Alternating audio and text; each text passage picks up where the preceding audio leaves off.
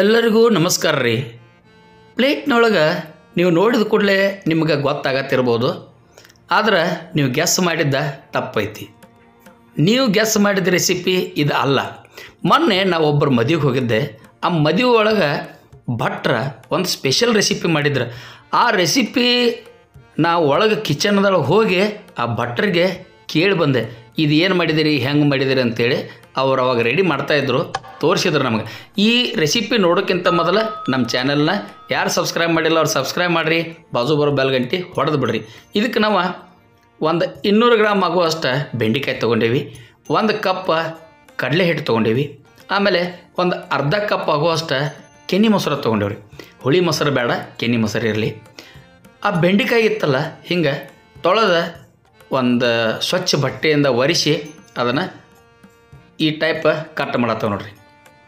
ಹಿಂಗೆ ಕಟ್ ಮಾಡಿ ಇಟ್ಕೊಂಡ್ಬಿಡೋದ್ರಿ. ಅಂದ್ರೆ ಈಗ ನಾವು ಏನು ಮಾಡಕತ್ತಿದ್ದೇವೆ ಅಂತೇಳಿ ನಿಮ್ಗೆ ಗೊತ್ತಾಯ್ತು. ನೀವೇನು ಗ್ಯಾಸ್ ಮಾಡಿದ್ದೀರಿ ಅಂತೇಳಿ ಕಾಮೆಂಟ್ ಬಾಕ್ಸ್ ಒಳಗೆ ಹೇಳ್ರಿ.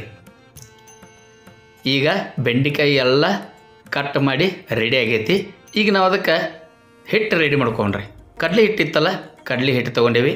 ಕಡಲೆ ಹಿಟ್ಟಕ್ಕೆ ಅಜವಾನ ಕಾಳು ಸ್ವಲ್ಪ ಅಂಗೈಯೊಳಗೆ ತಿಕ್ಕಿ ಹಾಕಿಬಿಡೋದ್ರಿ. ಈ ಥರದ ಫ್ಲೇವರ್ ಭಾಳ ಚಲೋ ಬರ್ತೈತಿ.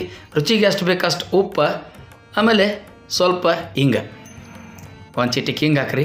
ಆಮೇಲೆ ಕೆನೆ ಮೊಸರು ಹಾಕಿಬಿಡೋದ್ರಿ. ಕೆನೆ ಮೊಸರು ಹಾಕ್ತಂದ್ರೆ ರುಚಿ ಭಾಳ ಚಲೋ ಬರ್ತೈತಿ. ಕಲರ್ ಬರಲಿ ಅಂತೇಳಿ ಅರಿಶಿನ ಪುಡಿ, ಆಮೇಲೆ ಅಚ್ಚ ಖಾರದ ಪುಡಿ, ಗರಂ ಮಸಾಲ ಇಷ್ಟು ಹಾಕಿ ಒಂದು ಬಿಟ್ರ್ ತೊಗೊಂಡು ಇದನ್ನು ಡ್ರೈ ಮಿಕ್ಸ್ ಮಾಡ್ಕೊಳ್ಳೋದ್ರಿ. ಅಂದ್ರೆ ಮೊಸರು ಹಾಕಿರ್ತೇವಲ್ಲ ನಾವು, ಆ ಮೊಸರದ ಕನ್ಸಿಸ್ಟೆನ್ಸಿ ಗೊತ್ತಾಗಬೇಕಾದ್ರೆ ಮೊದಲು ನಾವು ಒಣದನ್ನು ಮಿಕ್ಸ್ ಮಾಡ್ಕೊಳ್ಳೋದ್ರಿ. ಆಮೇಲೆ ಅದಕ್ಕೆ ಎಷ್ಟು ಬೇಕಲ್ಲ ಅದಕ್ಕೆ ನೋಡ್ಕೊಂಡು ನಾವು ಅಷ್ಟಷ್ಟು ನೀರು ಹಾಕಿ ಅದನ್ನು ಬೆಟರ್ ರೆಡಿ ಮಾಡ್ಕೊಳ್ಳೋದ್ರಿ. ಈಗ ನೀವು ನೋಡ್ತಿರ್ಬೋದು, ಕರೆಕ್ಟಾಗಿ ಬಂದೈತೆ ಅದು. ಈಗ ಅದನ್ನು ಸ್ವಲ್ಪ ರೆಸ್ಟಿಗೆ ಬಿಡೋಣ್ರಿ. ಎಣ್ಣೆ ಕಡಾಯದೊಳಗೆ ಎಣ್ಣೆ ಹಾಕಿಬಿಡೋದ್ರಿ. ಎಣ್ಣೆ ಕಾಯಿ ತನಕ ಇದು ನಾವು ರೆಡಿ ಮಾಡ್ಕೊಂಡಿದ್ರಲ್ಲ, ಅದಕ್ಕೆ ಅಷ್ಟು ಬೆಂಡೆಕಾಯಿ ಹೋಳೆಲ್ಲ ಇದಕ್ಕೆ ಹಾಕಿಬಿಟ್ಟು ನೋಡ್ರಿ.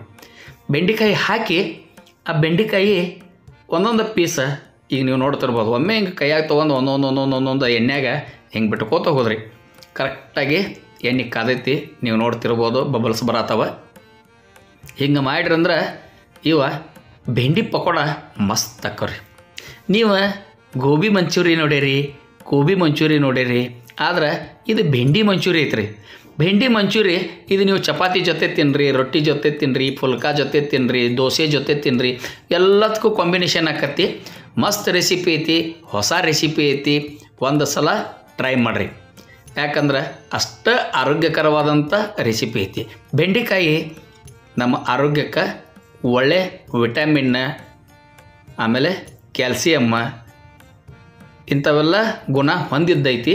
ಅದರ ಸಲುವಾಗಿ ಬೆಂಡೆಕಾಯಿ ನಾವು ಉಪಯೋಗಿಸ್ರಿ. ಬೆಂಡೆಕಾಯಿ ನಮ್ಮ ಹೊಟ್ಟೆ ನೋವಿಗೆ ಭಾಳ ರಾಮಬಾನ್ ರೀ. ಹಂಗೆ ಹಸಿ ಬೆಂಡೆಕಾಯಿ ಒಂದೆರಡು ಎಳೆಯುವ ಬೆಂಡೆಕಾಯಿ ತಿಂದ್ರಂದ್ರೆ ಹೊಟ್ಟೆ ನೋವೆಲ್ಲ ಹೋಗಿಬಿಡ್ತೈತೆ ರೀ. ಮೊದಲು ಅಜ್ಜಿಗಳೆಲ್ಲ ಕೊಡ್ತಿದ್ರಿ, ಇದೊಂದು ತಿನ್ನೋ ಮಗನ ಅಂತೇಳಿ.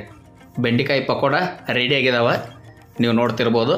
ಈಗ ಅದೇ ಕಡಾಯದೊಳಗೆ ಒಂದು ಸ್ವಲ್ಪ ಎಣ್ಣೆ ಹಾಕಿ ಜೀರಿಗೆ, ಸಾಸಿವೆ ಜೀರಿಗೆ ಚಟಪಟ ಅಂದ ಕೂಡಲೇ ಶುಂಠಿ ಬೆಳ್ಳುಳ್ಳಿ ಅವಳು ಚೌಳ ಜಜ್ಜಿಟ್ಕೊರಿ.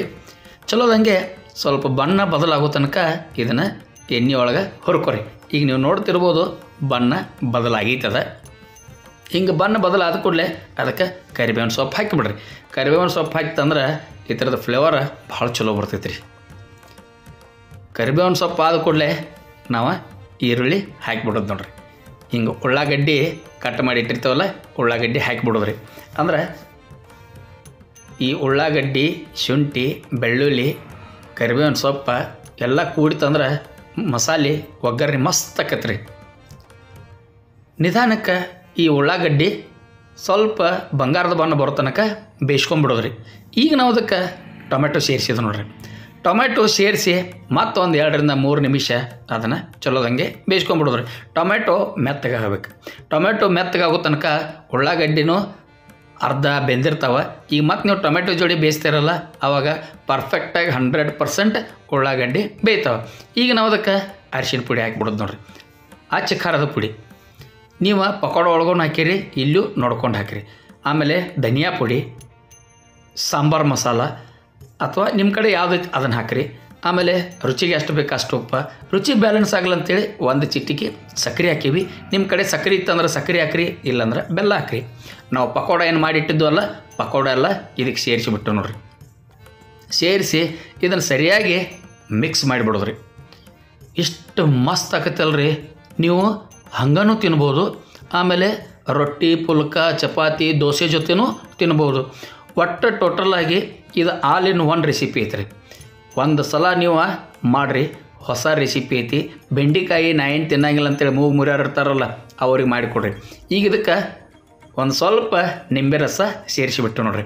ಒಂದು ಅರ್ಧ ಹೋಳು ನಿಂಬೆ ರಸ ನಾವು ಸೇರಿಸಿಬಿಟ್ಟು ರೀ. ನಿಂಬೆ ರಸ ಸೇರಿಸ್ತಂದ್ರೆ ಮಸ್ತ್ ಆಕತಿ.